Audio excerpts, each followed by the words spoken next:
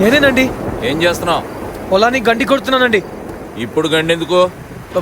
పెద్ద వర్షం వచ్చేలాగుందండి. పంట మునిగి పాడైపోతుందేమోనని. ఇంత పెద్ద గాలికి వర్షం ఏం రాదు, వెళ్ళు. ఆ, వచ్చేటట్టే ఉందండి. ఇన్ని సంవత్సరాల నుంచి వ్యవసాయం చేస్తున్నాం, మాకు తెలీదా ఎప్పుడు వర్షం వస్తుందో ఎప్పుడు రాదో?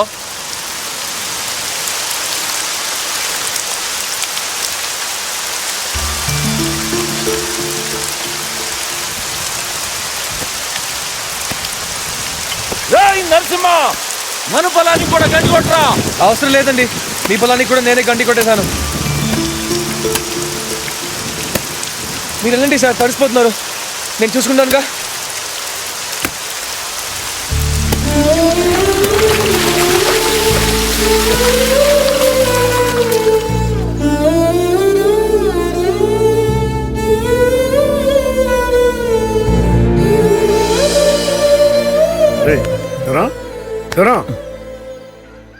ఇక్కడ పడుకున్నాయంటి?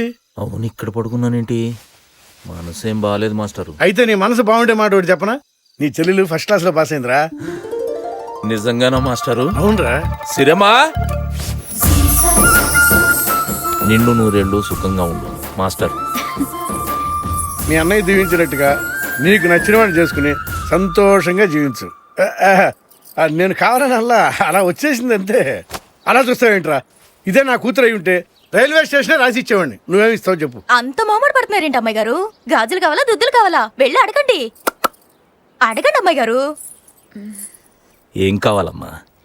మన వాళ్ళందరినీ పిలిచి భోజనాలు పెడదాం అన్నయ్య.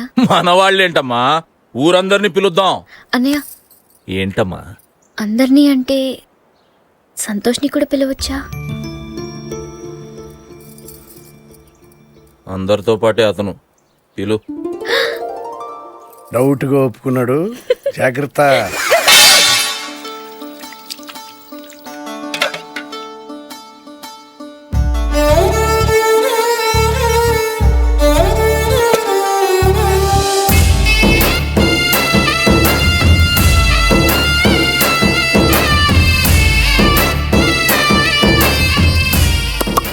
మీ అన్నయ్య గారు వస్తున్నారు.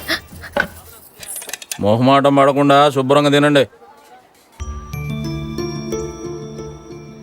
ఇంకో రెండేయండి. రెండంటే రెండేనా?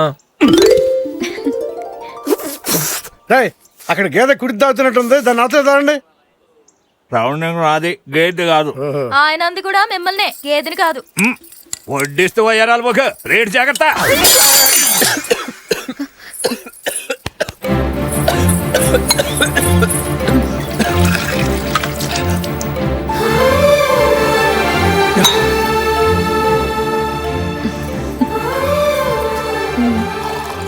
నీకు థ్యాంక్స్ చెప్పాలి. దేనికి? నాకు ఎక్కిళ్ళు వచ్చి అంత తిన్నాను. నేను ఇలా తినాలనేగా ఊరందరికీ భోజనాలు పెట్టించావు కదా. నాకు బెస్ట్ ఆఫ్ లక్ చెప్పవా? నువ్వు పాస్ అయ్యావు, నేను కూడా పాస్ అవ్వాలిగా. Best of luck.